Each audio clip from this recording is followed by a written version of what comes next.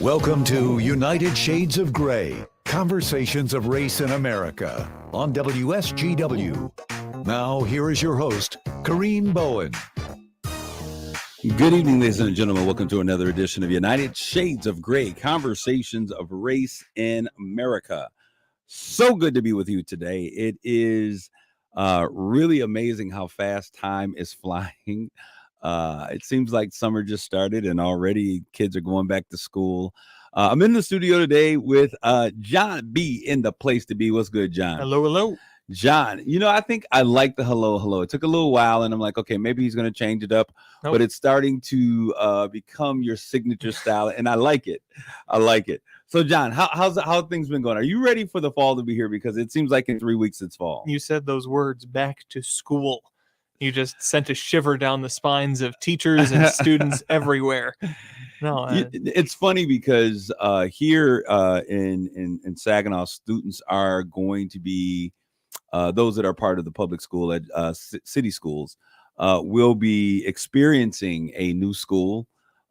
Mostly everyone has had some type of change, either additions to the building, some improvements. But there are a lot of schools that are going to be, a lot of kids that are going to be going to a new school. There's Saginaw United. And on last year, we saw the beginning of the opening with Henley, the School for the Gifted. This year, SASA. So that means high school and middle school students that are part of the Gifted campus will be going into a new educational space. When I think about how that change will impact those kids, what do you think? Do you think it's going to be a smooth transition? Or do you think this type of, what are your thoughts? Because there's been so many people saying, oh, it's going to be easy. The kids have bought into it. There are so many dynamics that are at play here. I think I'm looking forward to hearing more. We've got some scheduled guests for different shows on the station coming up with like the superintendent and things. And I'm interested to hear more, but I think that they've done a lot of preparation to get the kids ready for this change. It's not just going to be, okay, next year, everybody's moving. There's a lot of interplay and like getting kids bringing some of the athletic teams together first was one of the things. Athletic teams, extracurriculars, bringing those things together before just switching over entirely. So I'll be interested to see how that goes. I don't think it's going to be a very smooth transition. I think it's going to take at least a couple years for those kids to graduate out who got used to. We got to get rid of these current kids. No, go ahead. I mean, that's not what I'm saying, but it's going to be an adjustment process. And once the kids who are used to the new system make it to the high school, they'll be used to it, and that'll be all that they know, and it'll be fine. Yeah, it's interesting because is this the COVID graduating class? Oh my gosh, it's 2020. Yeah, so there's 4 years. Yeah. So yeah, yep. so this is man, when we look at the changes that they've had to endure and experience, it is very interesting. And so I have a lot of seniors that I've been working with. They're going to be seniors this year. And they're just kind of nervous about what to expect. Well, I think we should say this is the first COVID class to graduate. Yes. Because every class after this is going to have been impacted in some way. Yeah, but this is the one. And so it's going to be interesting. One of the things that I think is going to be noteworthy, just the element of change for young people. So many things, just having to adjust to the change of not just the kids in my school. Now you have two whole different schools that are coming together. Two schools that were lightly populated, now going into a school that is going to be completely full. For the most part. And I think the location of the school is going to play a big part as well, right in downtown Saginaw, right on the riverfront there. Absolutely. So it's going to be interesting to see what happens. This is a great experiment of seeing your tax dollars at work. It's going to be interesting. You are a man that works in the community, Jonathan, in terms of reporting news. What is the story on the street? What is the sense that you get from the community as you engage in these conversations? I haven't been engaging in the community very much recently. No, I've been stuck in here doing other work. Not as a reporter, which is fine with me. Because you love the news so much, right? It's so much fun working in news. Well, I do want to talk about the news that's going on. For those of you who are listening this coming week, and when we're heading into the week of what I think is one of the greatest cultural events here in Saginaw County, one of the greatest. I think that we have upped the bar on what culture is in our community. So the Saginaw African Cultural Festival, I think I got it correct. When we were kids, we called it the Black Arts Fair, but it's called the Saginaw African Cultural Festival. It is touted to be the longest running African cultural festival in the nation. Is going to be taking place over the course of this weekend. So it will be this Friday, Saturday, Sunday. This event draws in usually 4,000 or 5,000 people. Last year it was so amazing. I'm excited about everything that's happening. There's so many people that are in position to make this happen. And as we talk about today's conversation, because we're going to talk about bridging racial divides that we often find ourselves, getting caught in the middle of during divisive politics. And 2020, 2016, every year since 2016, it seems, maybe even before then, has just been very divisive racially. And so we want to talk about how can we keep some friends. I know I've talked to people already talking about blocking friends, but things like the Saginaw African Cultural Festival is an opportunity where we can bring people together. And we'll talk about how doing these things are sometimes the panacea that we need to really get through these difficult times. So we're going to get right to it, and we're going to talk about what is hot off the press. There is a lot to talk about, and Jonathan and my friend and I have not had this conversation yet. All right, I'm going to throw it out there, Jonathan. The new presidential candidate, we talked about Joe Biden. Now he's Joe Biden, the American hero. Remember G.I. Joe? Do you know G.I. Joe? I know G.I. Joe. I don't know how this applies to Joe Biden in any way. Because now he's a hero, right? That's what the word. Come on, Jonathan.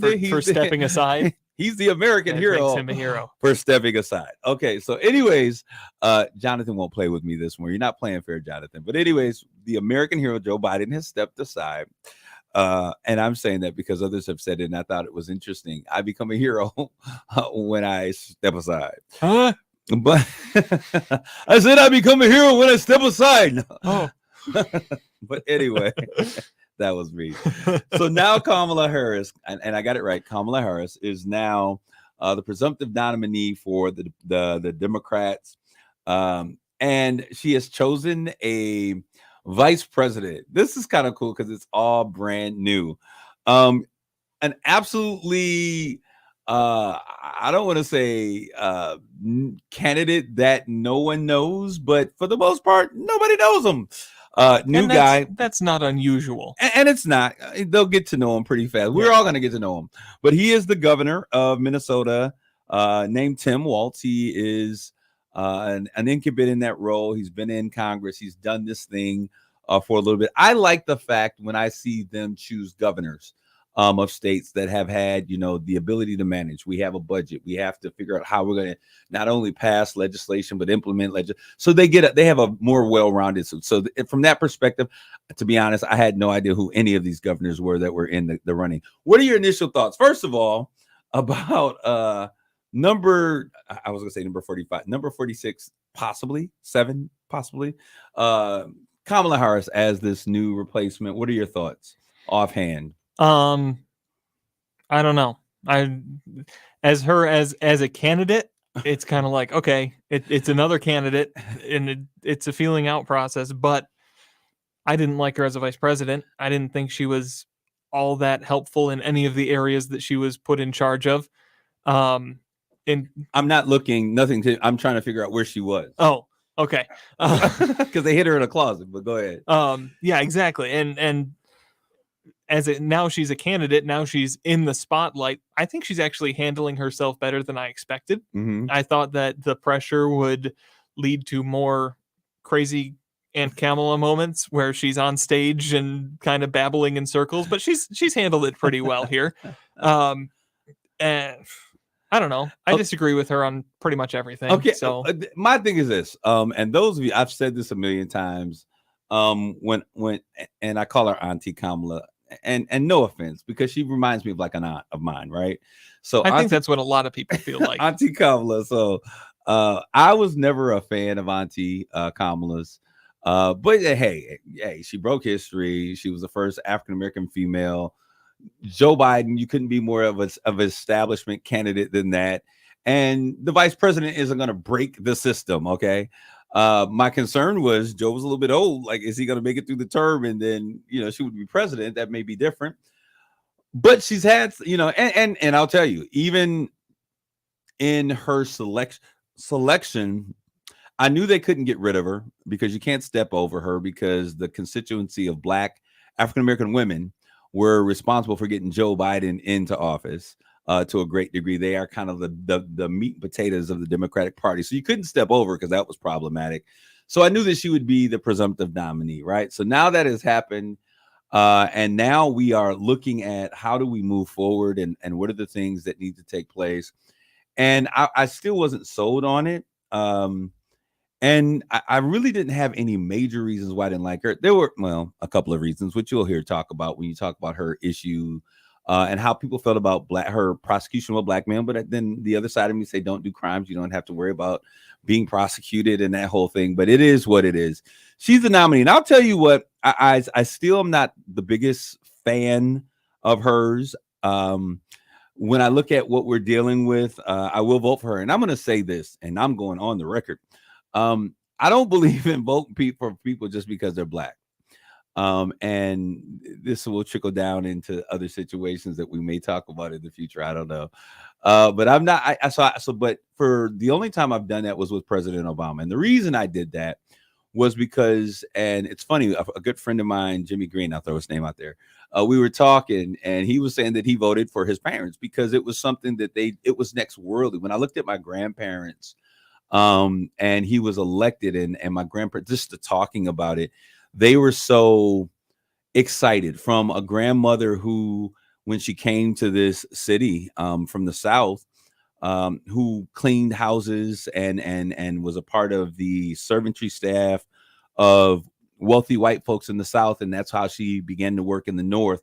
From my grandfather, who ran from the Klan and who lost a brother to the Klan, and understanding now my history, the history of slavery that was a part of it. Now it's a bit clearer. I voted that because for them, it was something that they never thought that they would see in their lifetime. And I remember when President Obama was elected, like my grandmother just like broke down and cried. She sat there literally in the house. I remember his acceptance speech, and there were 4 generations of the family that were all there with her. And just to see her weep, the tears that she shed, because she never thought that she would be able to see something like that in her lifetime. So I voted for Barack Obama because he was a Black man. And it was both because of the inspiration that in America, when we say that in America, you literally can go from rags to riches, you literally can come into this nation and create a great life for yourself. I think that's one of the most amazing things about this nation. And to be able to see a Black man be able to overcome and live and go through some of those hurdles, it begins to show all of America that this is possible. So it was about inspiration. It was about other young Black men and Black faces that could relate to him, that was aspirational, for them. They may desire to achieve. There's nothing that you can't do. So that was my one time voting for a Black man because he was Black. But go ahead. Do you think there's a sense of, because I have a feeling part of the conversation during Obama's initial run, I wasn't politically minded at that point. I was a kid. Wow, that was really fair. Yeah, go ahead. But do you think part of the conversation was, well, a Black man could be president, but maybe just not this guy? Do you think there was a feeling of, if a Black man can be president, prove it? Like, in terms of the electorate? Yeah. You know what? I'll tell you. Yeah. If you're gonna say that a Black man can be president, then prove it. Prove it. No, and I think that was a feeling. I think that's an interesting perspective, and I haven't had that question posed by a lot of people, but I think that many parts of the Black electorate felt that way. You say that we can be president. You say that you're willing to vote. You say that we're this. So if so, then let's prove it. And I think that was probably an underlying sentiment that many Black Americans felt. Do you think there's a similar feeling now with Harris? No. Okay. And Genuinely no, curious. no. I think it's an amazing question. I for the one time, I think you kind of got me stumbled, and I'm kind of going back and thinking about it. But that's a great question to think about.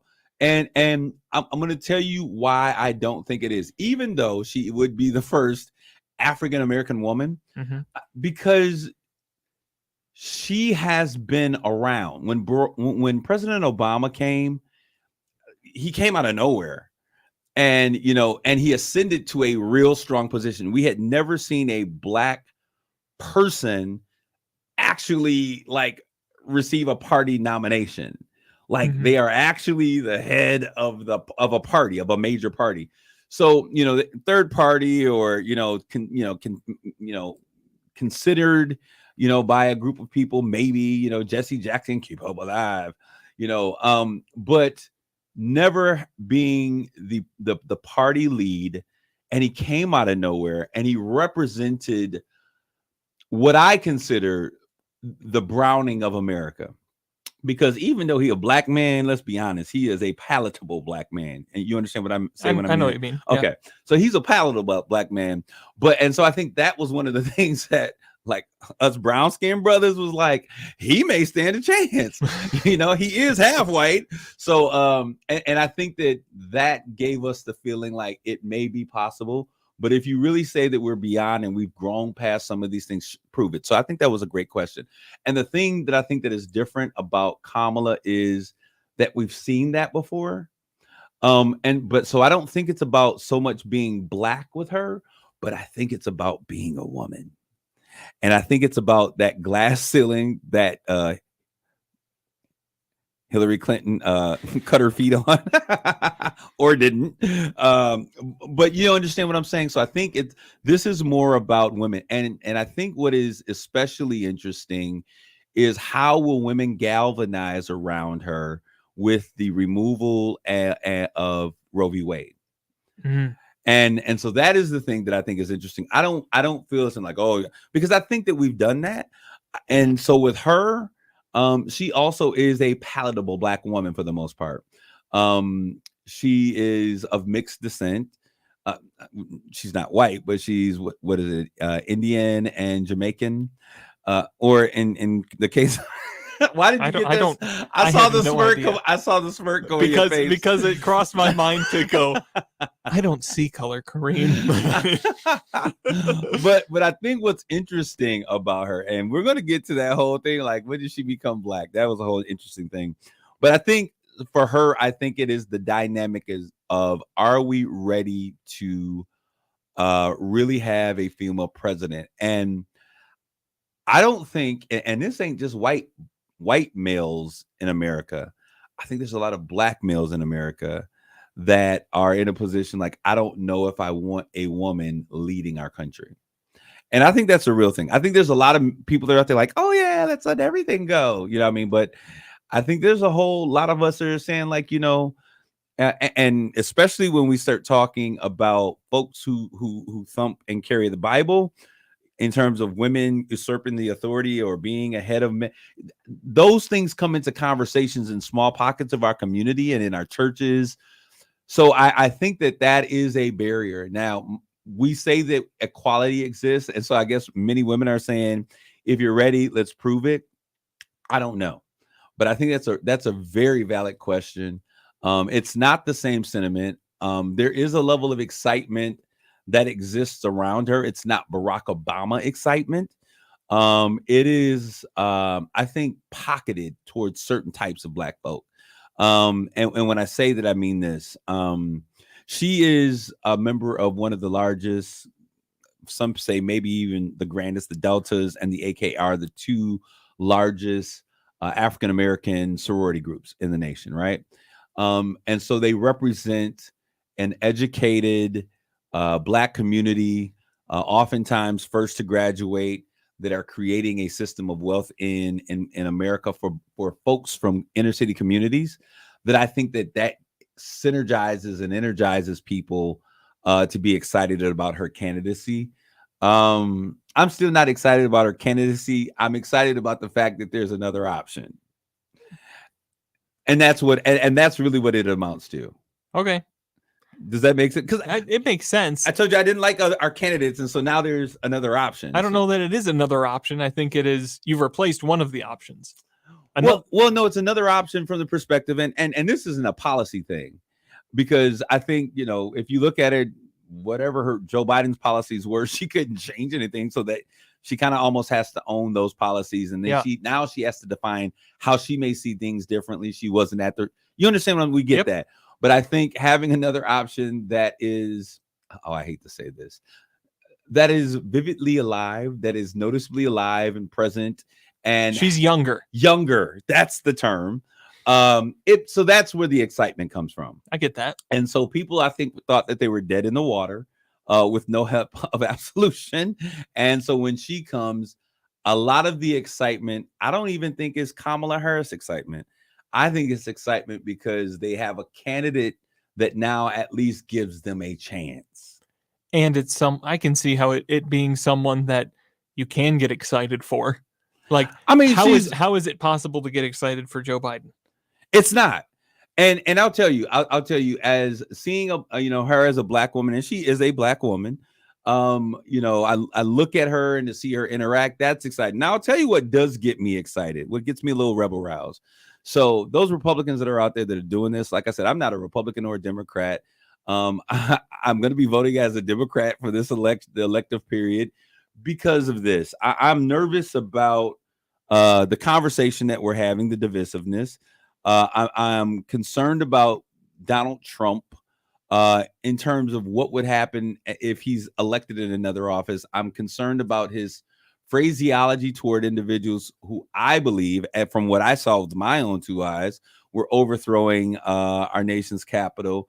I'm concerned about the man who, persecuted 5 Black men in his life and considered them to be guilty, and they were not guilty. They were exonerated later. We're talking about the Central Park Five.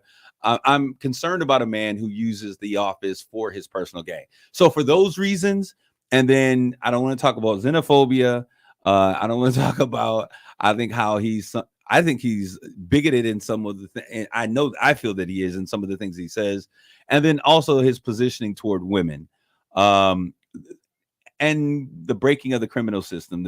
And now the thing about that, I feel kind of tied about that when it comes, because I think that if you would really investigate a lot of these, they probably all would be kind of guilty of those same crimes that he was found guilty of. So those are our issues. And so I would love to see some new blood. I would love to see Kamala Harris against a new Republican. Why don't you guys go back and do it again and get another Republican? If you guys are listening to the Republican Party, I don't know if it's possible, but I think that would energize the entire electorate, because nobody wanted to see either of these guys.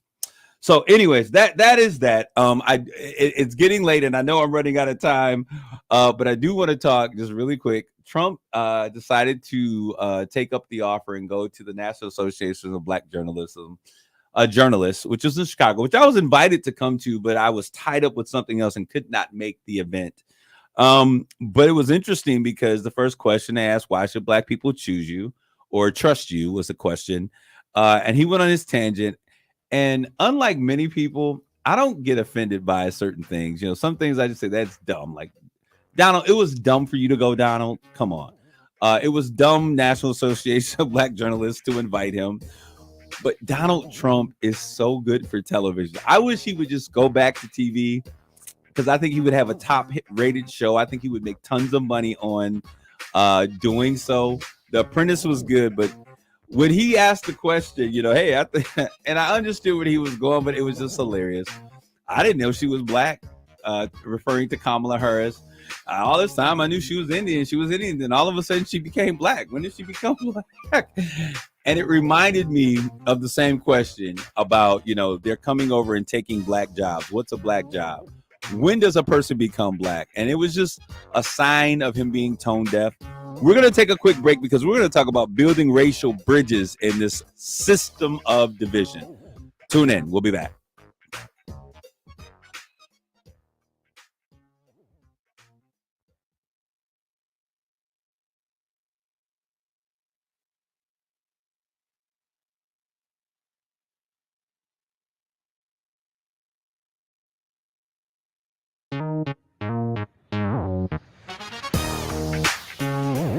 You're listening to United Shades of Grey on WSGW. This is Kareem. We're back with more United Shades of Grey. I was asking Jonathan during the break, like, Jonathan said he understood. I didn't understand, like, what's the question? But he was saying, like, she is being touted as her Indian heritage. But this is the thing about that I think that is lost on white America. That may be true. And a lot of black folks say, I got Indian in my family, which is true. If you learn the story of the Freedmen, the Chickasaw, the Cherokee, and all those Indians, the mixture is true. But what's interesting is that just by the pure fact that she went to a historically black college, which is Howard University, ain't nobody going there unless they black. And she was a part of the Alpha Kappa Alpha sorority, which is one of, as I said before, the most renowned African-American sororities, screams, I am a black woman. And so I think that is something that is lost in translation in terms of race. So many people may hear, okay, she's a part of this, but they don't understand. If you don't really understand what those two things mean to black communities, I think I completely understand how that would be lost in translation. And I think that highlights an important thing that happens when you play that identity politics game. When you play, if you look like this candidate, you should vote for this candidate. Mm-hmm. Sometimes one group is being told you look like this candidate, so you should vote for this candidate. When another group also, it's easy to get wires crossed. It's easy to cross lines that shouldn't be crossed. And I'm going to tell you one of my issues, and this is you're pushing me into controversial territory. But you know me, I don't care. I'm going to say what I have to say anyways. This is one of the things that I struggle with the village, with the black community, is that we often get caught in identity politics. And not only are we caught and we make those decisions, but we oftentimes feel the pressure from those communities to vote for people because they look like us. And you'll hear things such as, they never have an issue with voting people that look like them. Well, that's because that's what the majority of the electorate look like. But I don't think that we should be forced to vote for people just because they look like us, which is one of the things that I love about, and I sometimes am concerned about my brothers in this particular situation with them. When I look at the surrogates that the Republican Party is using to attack Kamala, they look like Kamala, if that makes sense. Mm-hmm. And particularly, black men who have been, we tout that the man is the head of the family. To see a black man attack a black woman is almost counterintuitive to what I consider is necessary in black communities. We have enough situations when we look at what happens in rap games and in family communities and, systems that say, hey, if the black man's not there, then, we will give you more money.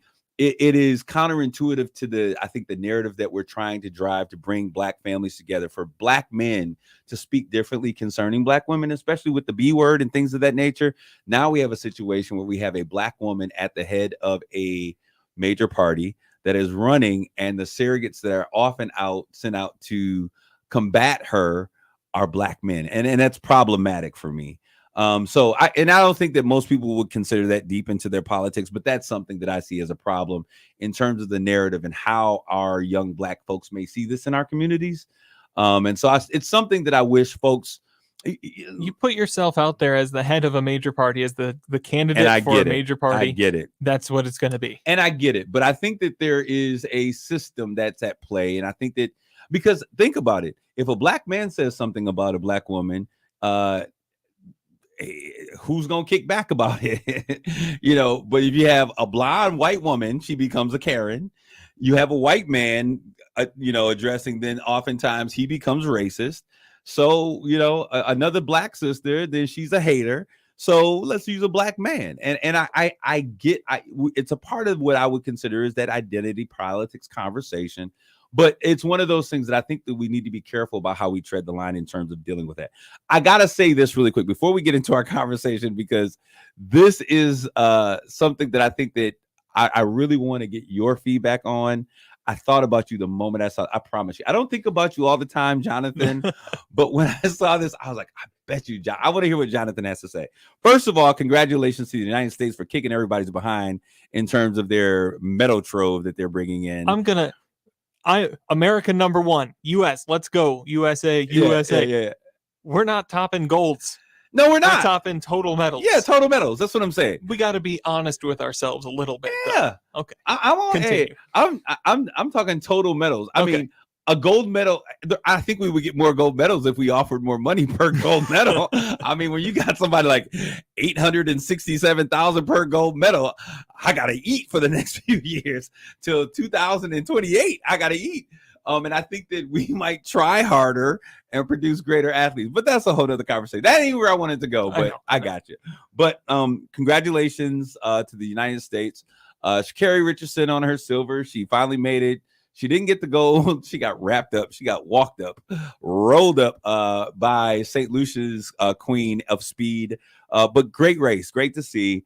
Noah Lyles, the most amazing finish that I have ever seen in my entire life in the contest for the fastest man alive. Would you agree? We talk about genetics playing a role. And was this the guy that won by like 0.005? Yeah, they both had like, they both were like 9.9 or 7. You talk about genetics playing a role in athletics and competition. You never thought a prominent clavicle would be what wins you the race. But as a kid growing up, they said you always got to lean at the finish line. Yep. And it was interesting because the rules for the Olympics are it is the torso that crosses. And I know people are out there, they cheated. His foot is across. This ain't that. So rules are different for the Olympics, but it was just a very interesting, exciting moment. Thank you, Olympics, for bringing us that great piece. Now, there's a question about what's going on with these Jamaican sprinters, the females, Shelly Ann Fraser, Sharika Jackson, what's happening with them because they're canceling scratching out of these races. And they're saying there was an issue that's coming up, and you'll hear more about it, I'm sure, in the weeks to come, about them not being able to get into the Olympic gate, the athletes' door, and being forced to walk around. And this stadium is absolutely humongous. And it's like an hour walk around to the main gate because they didn't come in on the bus. They changed the rule, but didn't let everybody know, whatever. And so they were not necessarily prepared. So Shelly Ann Fraser says that she scratched because they missed their warm up in that walkthrough, and they wouldn't have been ready. Sharika Jackson went on, win silver, and people are saying, hey, maybe she would have won gold. But there's also a question because now Sharika Jackson she was supposed to be in the 200. Shelly Ann Fraser, I think, was supposed to do the 100 and 200. She scratched both times. Now they're wondering, like, is this really about that, or is there something going on with the doping? What are your thoughts when you hear people scratching out, which are name brands for the games at the last minute? Have you heard of any of this? I haven't heard any of this. Man, can't wait till it comes out because it's going to come out. I think there's going to be a lawsuit if what they're saying is true in terms of them not being allowed admittance and being forced to not be able to be prepared. There's a whole lawsuit. But anyways, this is the question, the opening ceremony. That's all I'm going to say. Yeah. Did you see it? I saw it. Okay, your thoughts. My thoughts, the Gojira performance with headless Marie Antoinette, I thought it was cool. Okay. I thought it was awesome. The flashback to the French Revolution, I understand. See, that's what I understood that. Yeah. People didn't see that. My mom was like, what is this having like Maria Antoinette? Just go ahead. When it comes to people yelling about the biblical references, I would be more upset about it if it wasn't from a position of faith. The world is going to do what the world is going to do. Any idea, if you're a Christian and you believe that the Olympic Games, that the NFL, that anything that the world has done is yours and it's being corrupted, you have been deceived. It has always been the world's. It's always been worldly. It has never been of God. So don't expect it to be, and don't get upset when it acts in that way. It's going to act in that way. It's disgusting. It's awful. I didn't like it. I hated it, but I wasn't clutching my pearls and going, because mocking. You weren't expecting them to hold up the banner of Christ. No, I wasn't expecting anything. I was expecting a cool spectacle, which sometimes happens, and boy, did I miss out on that. There wasn't any of those, but I just saw, for me particularly, I'll tell you what outraged me about it is people can have opinions and people can have thoughts and they can have ideologies. And as I often say, I don't think that you should force Jesus on anybody, force Christ, your beliefs, whatever they are, on anybody. Right? You preach, you share, they receive it, great. If not, move on. Parable of the sower. But I hate when someone's given a platform and it's felt like it was laden with agendas that were being pushed. Yes, 100%. And that was the thing that was most problematic for me. I didn't understand with so many young people wanting to see like the dream team, LeBron James and Simone Biles and all of these young Jordan and all of these young individuals that would be watching, like the whole piece about the three individuals, the two men and the women going behind doors. And obviously this is a entrance to a sexual encounter of sorts. I didn't understand what that had to do with the Olympics.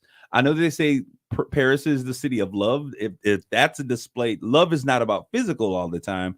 So that was an issue for me. But anyways, but the thing about the Christ and the tables and the Odysseus, to me, I think it was them playing in our face. And that's what frustrated me. Don't push an agenda when you're given an opportunity to display art. Display art and keep it art. Don't push your messages. And that was the thing that was frustrating. I just wonder what your thoughts would be. Okay, so we're done with that. Now we're going to spend the last 5 minutes. The remaining time, I want to talk, and it's not going to take forever. We already kind of started this conversation. We did start this conversation. And I want to talk about bridging the racial divide that we often see caused by politics. Now, it's interesting because I was talking with a family member, my uncle, in fact, and he was just saying, I've already started blocking friends. We grew up in a community that wasn't necessarily racially diverse, predominantly white.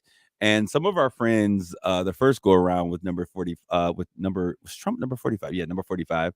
I almost forgot. I always call him number 45. And I almost asked you what number he was. With Donald Trump was very divisive. And there were a lot of racial things that were said in family and friend pockets that spilled onto social media. It was just a nasty thing. So there's some friends I haven't talked to since 2016. They've been blocked for a long time, and I just kind of kept it that way. And so he was just saying, I've already started blocking friends. And I was having a conversation with someone else, and it was interesting because they were saying they did not like the tension. Like they have friends that they have great relationships with, but they just can't talk politics. I've heard this conversation about friends and family. One thing we learned, we're never going to talk about. I think we've talked about that, like certain things we're just not even going to have those conversations. Yeah, we have. Yeah. And so we come on here, we argue about politics and we have our opinions and thoughts. But the thing is, everyone's not able to have those opinions, then step back, think about them, and continue on and have a great relationship. And so have you seen or heard of these types of all of this divisiveness taking place in communities and relationships and things like that? I've heard it. I haven't really experienced it. I have experienced it with a couple of friends. But usually it's something that we're able to kind of see past and understand. Then there is that understanding that we're not going to touch that subject. We're friends in this context. And so I wanted to kind of have this conversation with those of you who are listening. And what's crazy now, this is what's crazy about this conversation, because in 2016, I not only had issues on that were so divisive with my friends that were white that may have been Republican, but I had an uncle who was a Republican, military all of his life, that it was like a family was like, are you crazy? Like, what are you doing voting for Donald Trump? Like he's a racist is what the family was saying. He's like, I like his policies. Can you imagine that kind of division? And like, we're thinking like, this dude is a nutcase. He since has seen some things. He's like, I can't vote for him again. And I have a lot of Republican friends who say the same thing. But as I look at it, I say, what are the things that we think? When you think about the things that unite us, that we could change in a political climate, what are the things that come to mind, Jonathan? Rephrase the question, please. I don't understand. Like when you think about the things, there's a lot that can divide us, right? Yeah. And I think media does a great job of pick a side. You got to pick a side, right? Mm-hmm. You're either this or this, you're that or that. and it does these great contrasts, and it makes everything in the middle gray, and that's not where we live. We live somewhere in the middle. Okay. So when you look at the things that we really could, instead of being divided by these politics, what are some of the things that you think we could really focus on that would unite us? Talk about what you sit down and ask the person that you probably disagree with, what do you want? What do you want your life to look like? I've said it before, your arm only reaches so far. You can only affect what is in that sphere. What do you want that to look like? What do you want your immediate day-to-day area, your community? What do you want for that?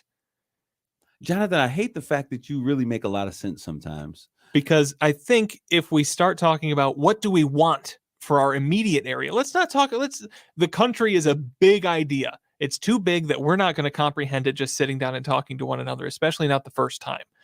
But if we talk about what do you want our neighborhood to look like after this election? That's good. You're going to find out that it's pretty similar. Okay, how do we get that? Okay, there. We've agreed on that. What do we want our city to look like? What do we want our county to look like? What do we want our state to look like? You're going to find a lot more agreement, especially in those areas that actually affect you every single day, than you are about those things that are national or global.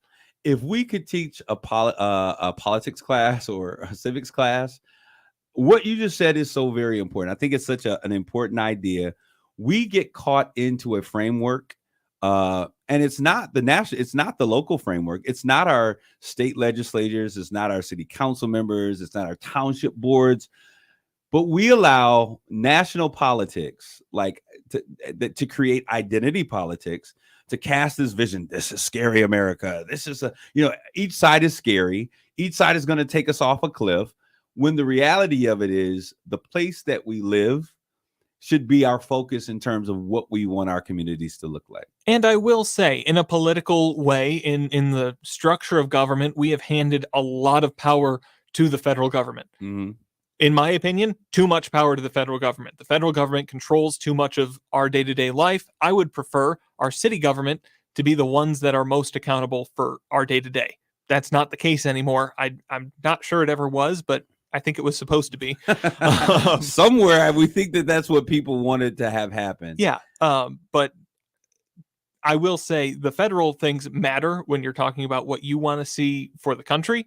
But when you're talking about bridging those gaps and talking to the people around you and starting that kind of conversation, yeah, start local. I'll tell you this. Ideally, what you said is what I think our framers wanted to have happen. What took place is, and I think the thing that changed the whole dynamic and why we have so much government, it's really government oversight on certain things, is because in Michigan and Illinois and Ohio, in the 50s and the 60s, and sooner and earlier, there were certain things that, above the Mason-Dixon line that they were like, okay, this is what everyone, and then below, those states were not enforcing things. They weren't giving the right to vote to everyone based upon where you were. So you could be in Michigan and have that right and it be tampered with in Mississippi. And so we had oversight by federal governments to make sure that the state governments were saying, hey, the things that we say are all rights, they then get involved with. And I think that process never, ever stopped. It went from this to that to now. And power comes from money, and federal tax codes got updated and increased over and over. So, yeah, I see how it happened, but. Yeah, and so that's where we are. So I get that. But one of the things that I don't want us to do is the fact that when we're enamored by the political theater that we see on TV. And what we don't realize is that many of these people vehemently oppose one another on the floor in these sessions. And then afterwards, they go out and have drinks together. Mm-hmm. So a lot of what we get upset and we get riled up and what we see on TV, we saw it. We saw, Marjorie Taylor Greene. We saw this individual say this, and we buy into what we see, not understanding that after these people have relationships. These people have kids who go to the same schools together. They're on boards together. And I think that those things don't serve us well because we take those identities and we bring them in our community and set those barriers when in fact that may not be the case in our community. I think in the Saginaw community, there are some things that I would love to see differently, but I think that we generally, in the Great Lakes Bay region, I think we're generally creating a culture that is trying to be inclusive. I think we're creating a culture that would allow people the opportunity to insert and get involved and be a part of the process, where it may not look like the same thing in other places. And to that point, this two-party system sometimes becomes problematic because they choose the candidates that we are able to vote for. I think to a younger generation, that's where that third party, the Bernie Sanders, those young fringe folks, Josh Hawley, those younger people that drive that excitement, that are not a part of the quote unquote establishment, so to speak, excite younger voters, because for the first time we see that we can go outside we're not going to be told what to do, and we have an opportunity to see something different. So one of the things we want to do is, first of all, understand that there is a difference between national politics and the things that drive our local companies. You said it, how our arms reach is where we live at, and I love that idea. So we all want safety, we all want opportunities, we all want a secure future for retirement, and we all want a better future for our children. I'm going to share the story. I'm not going to get to most of what we want to talk about today, because we went a different direction, but I enjoyed that conversation. I went to a community event, and in this event, racially charged politics and all that other stuff was a part of what was going on. And there was a black lady and this older white man that was sitting next to each other. And while everybody was gearing up for this big fight that's getting ready to take place, they started having a conversation about their kids and their grandkids. And you see the wallet come out, and they're having this, as different as can be, this conversation, and they're showing each other pictures of grandkids and kids and things. And what could have been a very divisive, people just began to pay attention, and then people started talking about kids. And so now you see people showing, oh, I got a kid that went to that school. And that became the unifying thing, because at the end of the day, everybody desires to have, liberty, freedom, pursuit of happiness. And really, when it comes to our kids, the love of kids, especially them grandkids, changes the flavor of every conversation. And so what could have been very divisive, I think, between two individuals, they began to change the tone of the conversation, because now you're not, I got to, make you something other than a human. So the humanity in those two individuals connected, and they started talking about what would be the kind of community that we would want for our grandkids. And there's an interesting point going along with what I said. Let's not talk about our neighborhood. Let's talk about our family. Yeah. What do we want our family to look like? Yeah. And that's common ground that they found sitting right next to each other. So when I think about those things, I get excited, because when we look at that, how do we reproduce those things as a part of a conversation? And I think that anytime there's a political agenda, think about this. If we had a conversation, it was going to be about politics. It's going to be about where this road goes through. And we start opening those conversations up with picturing our family, connecting our family, people telling stories about their family and sharing those details. It then draws us into a different space as we navigate the beginning of those conversations, which hopefully has the ability to drive us to a more humanistic, real conversations about the things that we can touch that really make a difference. So much about our politics these days are drizzled with the boogeyman syndrome, and we're voting against the other person because we're afraid of him. I hate the otherism politics. I hate the fact that we don't know where they come from. Oh, if they get in, they're going to do this, when the reality of the situation is that Congress has such a strong hold on what takes place. We've seen presidents not have both bodies of Congress and really not be able to be effective. Don't allow national identity politics to find its way into our community, where we are trying to build strong relationships, because I believe that strong families build strong neighborhoods build strong communities, and strong communities build strong cities. Let's stick together and let's fight the power. This is Kareem signing off. Grace and peace.